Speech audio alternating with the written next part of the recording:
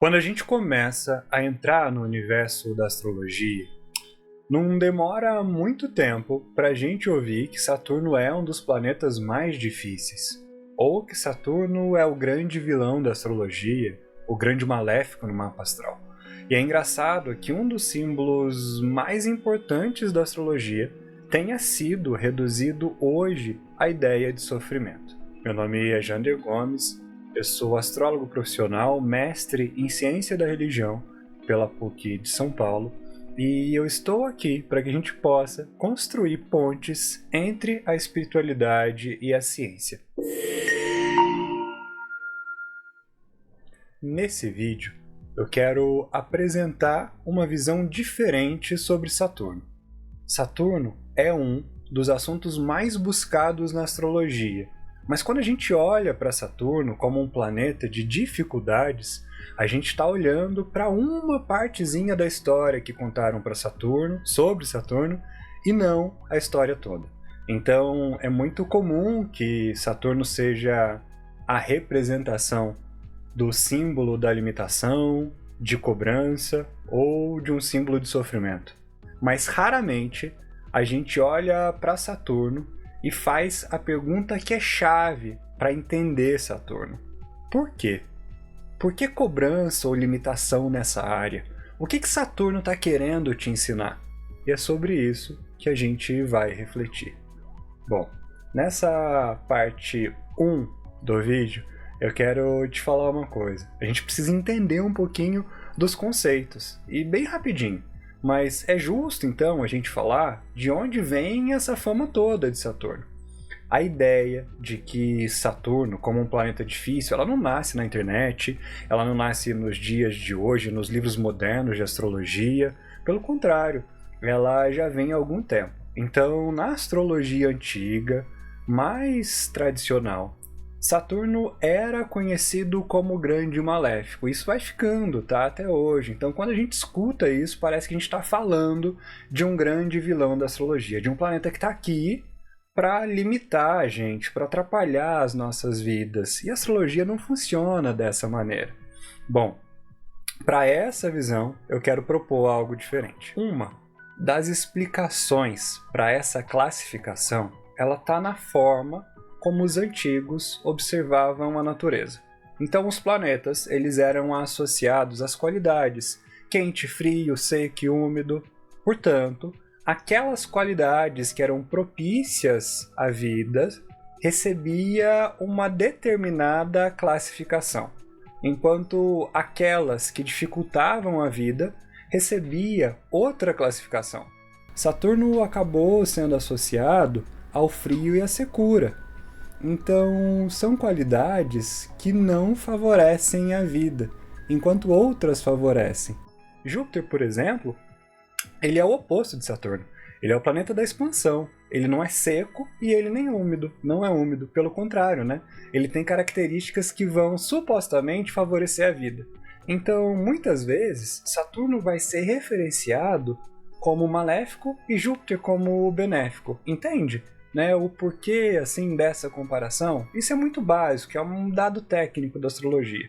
Mas tem uma outra visão de Saturno que eu gosto muito, que na tradição romana, Saturno era um deus ligado ao tempo, à agricultura, às colheitas, e isso de fato é muito saturnino, porque ninguém colhe no dia seguinte ao plantio. Tem um tempo, tem uma espera, tem um esforço, tem uma maturação. Todo dia ali na sua plantação você tem que fazer um pouquinho. Isso tem muito a ver com Saturno. Jander, mas por que você está trazendo esse montão de coisa?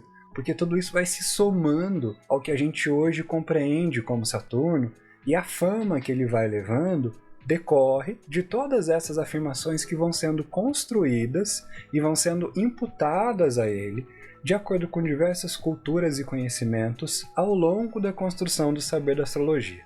Ainda, como um dado físico, quando a gente está falando de Saturno, Saturno ele é o último planeta que é visível a olho nu. Depois dele, existia o desconhecido. Então era como se ele marcasse uma passagem, uma fronteira, o último dos portais, a última porta, entre o que a gente conhecia e o que a gente já não conhecia. E na última porta está aquela figura muito ligada ao cristianismo, né? Do julgador, aquele que julga se a gente cumpriu o nosso destino para que a gente possa ir além dessa porta. Então aí a gente tem sim a questão de Saturno como aquele que julga o destino para que a gente possa ir além. Saturno é associado então às imagens que são ligadas ao amadurecimento, ao julgamento, às consequências dos nossos atos, não como um carrasco, né, mas como um guardião, digamos assim. Essas são as explicações mais básicas que talvez eu pudesse trazer sobre Saturno. A gente tem ainda aquela mais tradicional, de Saturno com associação a Cronos, que isso vem da cultura grega, isso é muito mais difundido dentro da astrologia. Essa é a mais conhecida, tá? Mas todas essas associações vão sendo base para que a gente construa a nossa visão de Saturno. Nessa visão, Cronos, Saturno, o tempo, é também a sucessão das gerações, os ciclos inevitáveis. O pai que limita é a colheita das nossas consequências. Agora, vamos pensar, que triste, né? A gente colocar a ideia de limitação como algo que está relativo ao pai, como se mãe não oferecesse limite. Mas isso está descrito dentro da astrologia, né? Saturno como grande limitador relativo à figura do pai. O grande problema é que a gente herda esses símbolos, mas muitas vezes a gente esquece de perguntar o que eles vão significar na prática. Então, eu quero falar um pouquinho sobre a necessidade da gente entender um pouco mais, amadurecer um pouco mais na astrologia e tirar essas visões que são muito preconceituosas e colonialistas. E é aí que essa conversa vai começar a ficar interessante, que a pergunta aqui, ela para mim passa a ser: o que você faz com aquilo que você recebe de limitação? Não é Saturno me faz sofrer por conta disso, né? Mas é uma investigação do porquê. Por que que isso acontece? O que que Saturno está querendo me mostrar? E é isso que eu quero falar com você. O que que Saturno está querendo te mostrar? A primeira resposta, ela vai passar pela ideia de limite. Só que aqui tem um segredo para a gente entender melhor o que que Saturno está querendo te mostrar. Não esse limite como a astrologia tradicional costumou apresentar para a gente. Porque aqui a gente está vendo o limite como uma coisa externa. Então, o julgamento dos outros, por exemplo, as dificuldades da vida, os obstáculos. Mas e se Saturno também representasse os seus limites internos? Uma das grandes contribuições da Liz Green, que é uma astróloga famosa, foi justamente mudar o foco dessa conversa. E se o mais importante não for o acontecimento em si, e se o mais importante for a forma como você vive esse acontecimento? Então ela desloca do externo para o interno. Pensa o seguinte, tem duas pessoas que recebem exatamente a mesma crítica. Às vezes ali no trabalho elas escutam uma crítica muito pesada. Uma escuta aquilo, processa e vida que segue. A outra escuta, fica remoendo durante semanas, começa a questionar sua própria capacidade, se perguntar se ela é boa o suficiente. Aqui a gente tem um exemplo de Saturno como limitador eterno, porque Saturno passa então a ser aquele limite que existe dentro de nós, dentro das nossas próprias barreiras. Como assim? As nossas inseguranças, os nossos medos, aquele território que a gente ainda não domina, aquilo que nós não dominamos. Para você transpor Saturno, você precisa responder o porquê. Por que você reage dessa maneira? Por que isso ainda te afeta tanto? Por que que esse medo ainda continua aparecendo? Por que que você continua caindo na mesma armadilha repetidas vezes? A vida dá volta, isso volta para você com uma outra roupagem, mas você ainda escorrega na mesma casca de banana. Lembra da historinha que a gente tem? Da Bela e da Fera? Então a Bela vai lá, né, e entra naquele castelo e encontra um monstro enorme, que é assustador. Mas aos poucos, ao longo da história, essa história mostra que a Fera não é só um inimigo.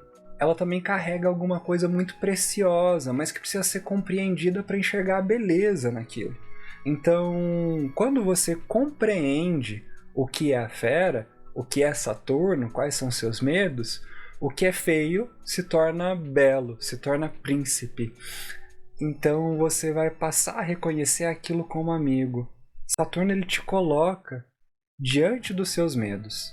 Não para que você destrua esses medos, mas para que você pare de fugir desses medos. Porque o medo ele pode até continuar existindo, mas ele não precisa continuar governando a sua vida. E quando isso acontece, Saturno deixa de ser apenas uma limitação. Saturno deixa de ser um vilão e passa a ser seu melhor amigo.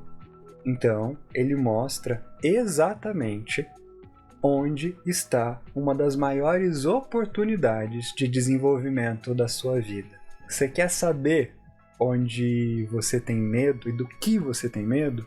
Olha para o seu mapa astral, analisa seu Saturno. Ele é seu compromisso kármico. E para finalizar, aproveitando o gancho, deixa eu falar sobre uma outra visão de Saturno. A gente pode ainda entender melhor Saturno com um pouco da astrologia kármica, porque nessa astrologia kármica, Saturno ele não é só limite. Ele mostra também aquilo que a gente precisa aprender. Um compromisso já assumido, um compromisso antigo de alma. Ele mostra as lições que precisam ser integradas por você. Os lugares nos quais a vida está te pedindo mais maturidade, mais responsabilidade, mais consciência das consequências das suas escolhas.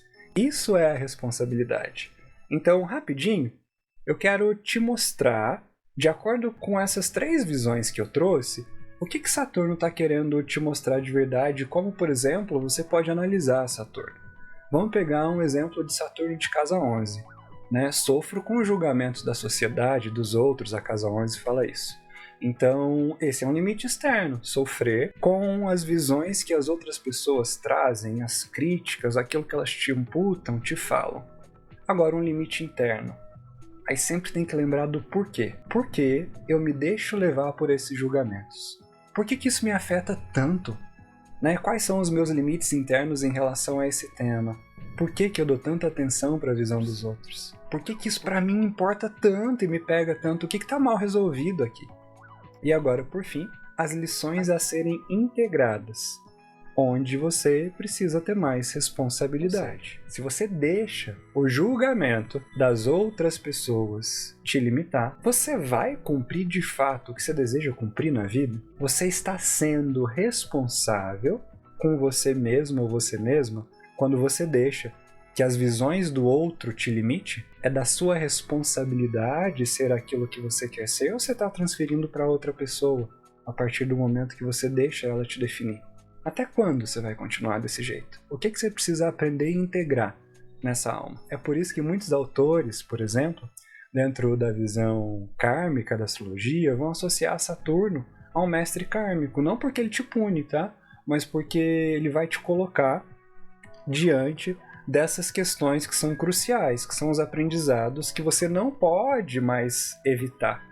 Entende? Por que ele faz isso? Por que são os aprendizados que você não pode mais evitar? Isso já é matéria de vida passada, digamos assim, Mas é óbvio que isso vai te incomodar tanto assim. Porque se te incomoda tanto, você precisa trabalhar. Então ele vai te mostrar exatamente o incômodo que você não tem como fugir. Dessa vez você tem que trabalhar. Você quer conhecer bem uma pessoa, você precisa entender onde está seu Sol, Lua e Saturno. Ascendente nem passa na conta, vocês adoram colocar ascendente. Por que Saturno? Porque Saturno aponta exatamente para os lugares onde existe alguma coisa para ser construída. Para o lugar onde aquela pessoa assumiu o compromisso de alma e onde está a responsabilidade dela. Então, na próxima vez que você for olhar para Saturno no seu mapa astral, ao invés de perguntar qual é o meu problema, talvez a pergunta mais interessante seja: o que o seu mestre, Saturno, está tentando te mostrar e te ensinar?